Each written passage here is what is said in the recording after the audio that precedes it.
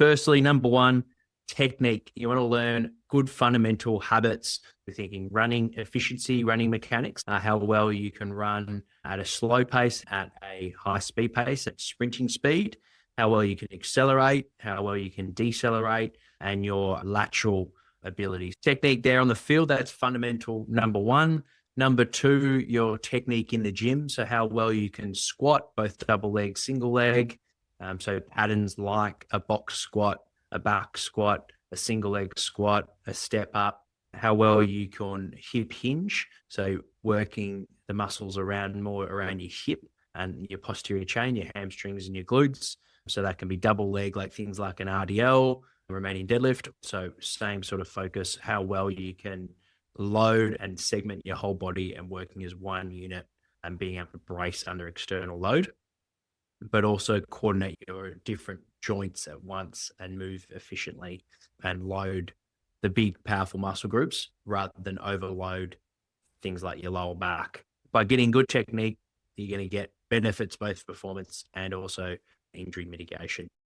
Tip number two, healthy habits. So what we're thinking around here, not so much building towards elite habits and putting that pressure on our child to live an elite lifestyle. I think you can save that for later on. A healthy habit can be just simply enjoying the game and remembering why they started playing, which will typically be having fun with their mates.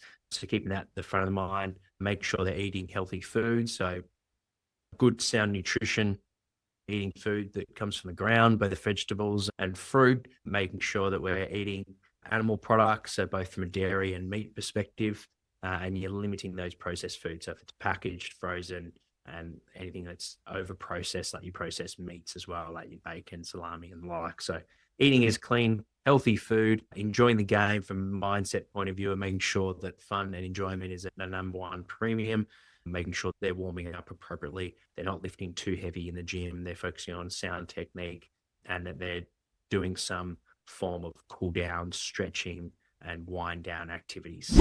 Tip number three, balance physical training with academic responsibilities. Well, these days, clubs are really keen on helping the athletes have a life outside of football, because typically footballers will play their best football and a sustainable long career when they've got things outside of the game that they can focus on. So whether it be study, whether it be a trade, or whether it be learning some form of craft, whether it be real estate, plumbing, electrician, or perhaps it might be some business skills around hospitality. So I think developing that and putting a real premium on making sure that they're not just focusing on football, but they've got things outside of football from a young age is really important. They've got hobbies outside of the game that they enjoy, but also they're studying and they're putting good work into their schooling, and ideally of graduating to year 12, so that it's a lot easier for them to be able to go to university while they're playing. So that's tip number three, balance physical training with academic responsibilities. Tip number four, foster resilience and a positive growth mindset. So the parents can play a big role in this.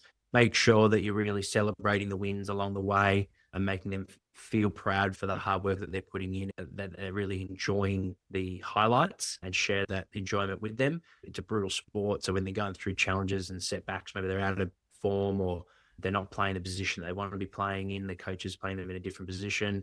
Perhaps they haven't made a rep side, whatever the setback might be. It could be an injury. You're listening to them to go through those sort of challenges. They really feel like they're heard and they've got a support network is really important. Last tip, number five, ensure adequate rest and recovery. So making sure that there's a real value around sleep. I think that's really important. So obviously there's going to be a tendency to want to stay up late and play perhaps video games or stay at mates' places and things like that.